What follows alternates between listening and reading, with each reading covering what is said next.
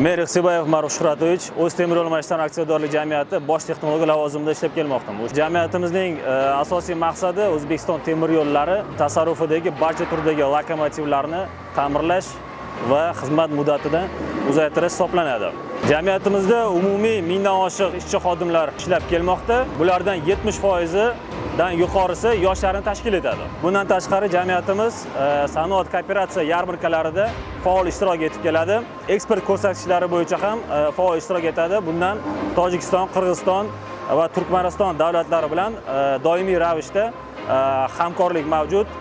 Bunda lokomotivlarni ta'mirlash va ehtiyot qismlarini ishlab chiqarishda xizmat ko'rsatib kelmoqda. 2026-yil uchun 7 turdagi mahsulotlarni o'zlashtirish reja qilingan. Bundan tashqari oxirgi 2-3 yil ichida importdan olib kelinadigan mahsulotlar o'zlashtirilgan. Bulardan D49 dizel gilzasi, D50 dizel gilzasi va manevr teplovozlari uchun bandajlar ishlab chiqarilishi yo'lga qo'yilgan.